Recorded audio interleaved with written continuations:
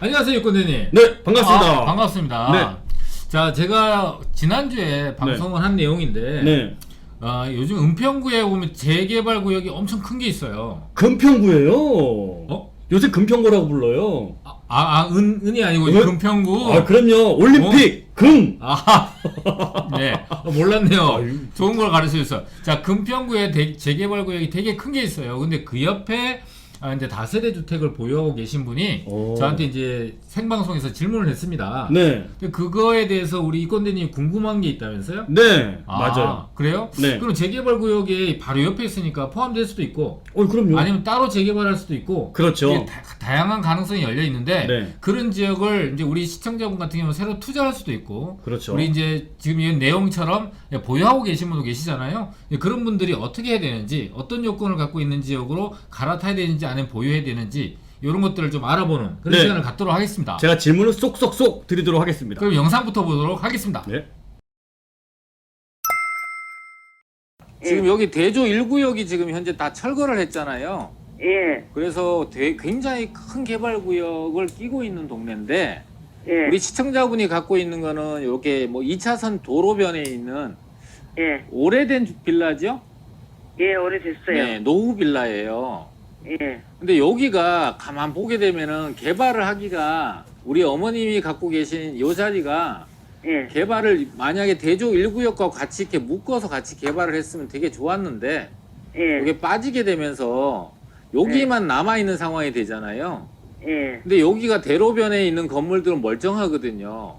예, 그 다음에 요 이면 도로에 있는 건물들도 보면 새로 지어진 다세대 주택들이 굉장히 많아요. 예, 그러니까 요 블럭만 따지게 되면은 일단은 개발할 수 있는 면적 자체가 나오지 않고요. 예, 두 번째가 노후도가 채워지기가 어려워요. 우리 어머님이 갖고 있는 빌라는 노후됐지만 전체적인 노후도가 채워져야만 소규모 개발도 가능하거든요. 예, 그래서 이거는 개발 가능성이 있다 하더라도 좀 낮은 편이에요. 잘 봤습니다. 네. 은평구가 네. 여기도 은근히 교통이 괜찮거든요. 교통 굉장히 좋죠. 예, 3호선 같은 경우에는 도심까지 가는데 뭐 한 15분이면 도달하기 때문에 맞아요. 일자리의 접근성도 굉장히 좋은 지역인데 음. 저는 여기 이 정도 위치면은 네. 아래쪽에 이제 대조 1구역이 있고 오른쪽에 또 불광 5구역이 또 여기 있거든요. 네. 그다음에 여기는 이제 불광역이 있고요. 더블 역세권. 네네. 그다음에 위쪽으로는 연신내역 있어요. 네네. 그럼 이 정도의 입지의 편리성을 잘 갖추고 있는 지역이라고 하면은 네. 사실은 여기는 내가 갖고 있는 부동산들도 가격이 이런 주변에 뭐 불광에서 5구역에서 이주 수요가 나온다. 향후에. 예, 향후에. 그 다음에 이런 역세권, 더블 역세권이나 GTX. 이 정도 입지면은 계속 보유하더라도 집값이 오르지 않을까요? 그렇죠. 보유해도 가치가 올라요. 네. 그래서 보유를 하게 되면 가격이 오를 수 있습니다. 네. 자, 그런데 이 노후주택을 갖고 계시잖아요. 노후주택을 갖고 있고 이 앞쪽에 대로변에 건물이 멀쩡하고 골목 안에도 네. 신축들이 많다 보니까 개발 가능성은 낮아요. 네네. 근데 지금 현재 대조 1구역이 있고 불광구역이 5구역이 있다시피 네. 주변 지역들도 노후도가 상당하거든요. 네네. 그러면은 지금 개발 가능성이 아예 없는 데를 계속 보유하기보다는 네. 개발 가능성이 높은 데를 투자하면은 네. 지금 현재 여기는 개발 가능성이 없지만 여기는 개발 가능성이 있는 것까지 하고 네.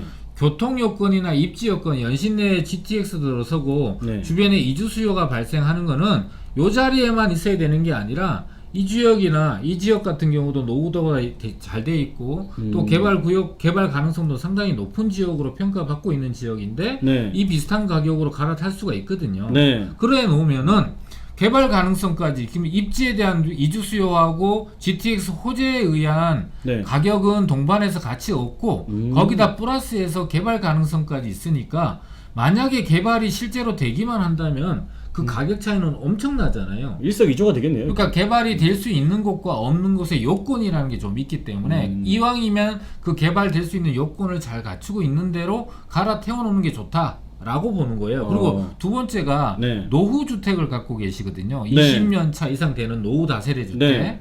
근데 이게 시간이 좀 더 가면은 지금 20년 차지만 좀만 더 가면 25년 차 또는 30년 차까지 갈 거 아니에요. 뭐 금방 가더라고요. 그렇죠. 근데 이 지역이 아까도 얘기했다시피 개발 가능성이 높지 않다 그랬잖아. 네. 그러면 계속해서 보유는 하고 노후도는 진행되는데 개발이 안 된다라면 그때까지도 개발이 안 된다라면 25년 또는 30년 된 빌라를 시장에 내놨을 때 좋은 가격에 잘 팔릴 거냐 안 팔릴 거라는 거예요. 맞아요. 그러니까 지금 한번 훨씬 더 세거나 지어진 지 10년 안쪽으로 된 주택으로 갈아 태워놓는 게 네. 거주하고 투자를 하시는 분들 입장에서는 미래에 닥칠 위험을 방지할 수 있는, 예방할 수 있는 그런 방법이기 때문에 갈아타라고 얘기한 거죠. 아, 그래요. 알겠습니다. 그런데 제가 또 하나 궁금한 게 네, 여기는 지금 아래쪽에 보는 여기는 대조 1구역 재개발하고 있는 곳이잖아요. 그렇습니다. 여기는 이제 어차피 신규가 없으니까 오래된 집을 사야 되는데 어차피 철거가 다 끝났으니까 네네네. 여긴 집하고는 상관없겠지만 여기 지금 아직까지는 재개발이 진행 안 된 곳으로 지금 요 지역이 괜찮다라고 해서 네네. 일로 만약에 이분이 갈아타긴 한다라고 했을 네네. 때 이 지금 방송을 보시는 우리 시청자분들이 이 지역으로 매수로 들어간다라고 했을 네네네. 때 그럼 보통 재개발이 되려면 오래된 집을 사야 되는 거 아닌가요? 저 일반 분들이 요즘에 네. 상담할 때도 우리 네. 꼬대님도 상담할 때 그런 질문 많이 받을 거예요. 네. 공무에서 물어본 게 아니라 우리 일반 투자자분들을 대신해서 물어보는 것 같은데 네. 자, 보통은 현재 개발 구역이 아닌 곳을 투자하잖아요. 네, 그쵸. 자, 개발 구역이 아닌 곳이기 때문에 개발이 될 수도 있고 안 될 수도 있어요. 자, 그러면은 되기만 하면야 노후주택을 사든 신축을 사든 뭔 상관이에요. 그렇죠. 그렇죠? 뭐 신축을 사도 이 감정평가 금액이 높게 나오니까 상관없고, 근데 만약의 경우에 네. 안 됐을 때에 대해서 대안이 있어야 되는 거잖아요. 대비를 해야 된다는 그렇죠. 거죠. 근데 앞서 얘기했다시피 25년차 내가 20년차 빌라를 샀는데 네. 계속 개발이 될 줄 알고 기대하다가 25년 또는 30년 차까지 되는 시간 동안에 개발이 안 된다라고 결론이 나버리면 아까처럼 내놨을 때 시장에 좋은 가격을 받을 수 없고 가슴이 아파요. 개발이 안 되는데 노후주택은 사람들이 음. 안 찾는단 말이에요. 맞아요. 그러니까 좋은 가격, 그 위험이 그대로 고스란히 노출이 되는 상황이 되잖아요. 네. 근데 20년 차가 아니라 내가 신축을 사놓게 되면은 네. 개발이 됐을 때도 신축으로서 감정평가 금액이 높고 개발이 안 되더라도 실수요자, 아까 GTX 호재라든지 네. 이주 수요라든지 이런 호재들이 찾는 수요가 이런 수요들이 찾는 물건이 역세권에 있는 신축 물건을 찾게 돼요. 왜냐하면은 내가 거주해야 되고 엘리베이터 있고 주차장이 있고 편리한 주택을 찾게 되는 거거든요. 그럼 이런 사람들은 투자 수요뿐만 아니라 실수요자들도 좋아하는 그런 물건이다 보니까 수요자가 몰려들게 되면 가격이 올라갈 수 있단 말이에요. 많이 다른 거에 비해서. 그러니까 개발이 됐을 때도 감정평가 금액이 높고 네. 개발이 안 됐을 때도 이런 실수요자에 의해서 가격 상승이 두 개 다 얻을 수 있는 것이 노후주택이 아닌 신축을 샀을 때, 꼭 신축이 아니더라도 지어진 지 5년 이내에 물건들을 샀을 때 얻을 수 있는 예방 효과인 거예요. 네. 또 한 가지는 개발이 될 때 사람들이 내 주택까지 노후가 돼야 된다고 착각을 하는 이유가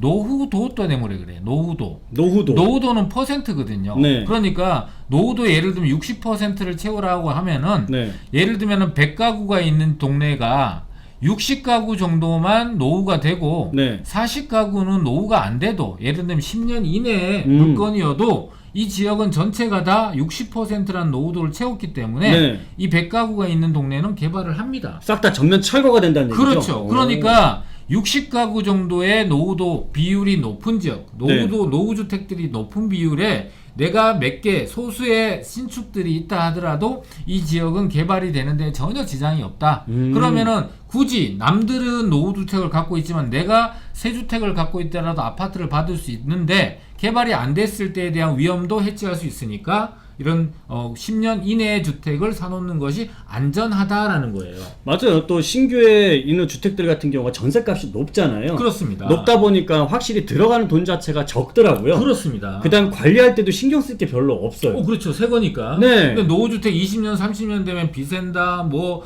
배관이 막혔다, 뭐 변기도 갈아줘야 된다, 싱크대도 갈아줘야 된다, 보일러도 놀아가서 보일러 갈아줘야 된다. 저 작년에 보일러 갈아주고요. 네. 근데 올해 또 보일러 간 지 얼마 안 됐는데 네. 올해 또 아랫집에 물이 새갖고 또 돈 들어갔어요. 그래, 거기는 개발 구역이잖아요. 왜 이래요?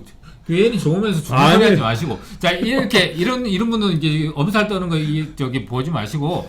자, 이렇게 개발 구역이 아닌 곳을 투자할 때는 요건을 정말 잘 갖추고 있는 걸 잘 고르셔야 돼요. 섣불리 투자했다가 또는 잘못된 기준으로 투자했다가 실패하는, 빌라 투자에서 실패했다는 분들의 99.9%가 이런 요건 자체를 모르고 이 동네 노후됐네, 여기 사놓으면 재개발 되겠네, 막연하게 투자를 하셨던 분들이 시간이 지나서 10년 지나서 보니까 개발이 안 돼서 노후주택 내놓으니까 안 팔리고 또 낮은 가격, 상가격보다 뭐 별로 오르지 않는 이런 실패 사례들이 대부분인 거예요. 그래서 우리 시청자분들은 그런 실패 사례를 반복하지 않도록 했으면 좋겠다는 취지에서 이렇게 좀 자세하게 설명을 드렸습니다.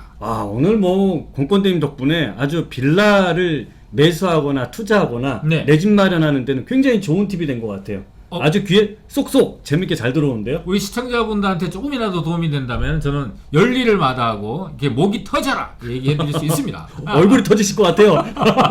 라면 먹었더니. 네. 네. 자, 오늘 영상은 우리 두 사람이 은평구, 금평구라고 하는 지역에 재개발구역 인접해 있는 노후주택을 갖고 계신 분들의 사례를 통해서 다세대 주택을 투자하는 요건 또는 향후에 개발 가능성이 있는 곳을 투자할 때 불행의 사태, 개발이 되지 않았을 때에 대한 대안까지 있는 거를 요건을 말씀드렸으니까 우리 시청자분들이 빌라 투자할 때 재개발 구역 가능성이 높은 지역에 투자를 할 때 이런 걸 참조했으면 좋을 것 같습니다. 자, 오늘 영상은 여기서 마쳐야 될 것 같고요. 이 영상이 우리 시청자분들한테 도움이 되셨다면 구독, 좋아요, 알람 설정까지 해주시면 감사하겠습니다. 감사합니다.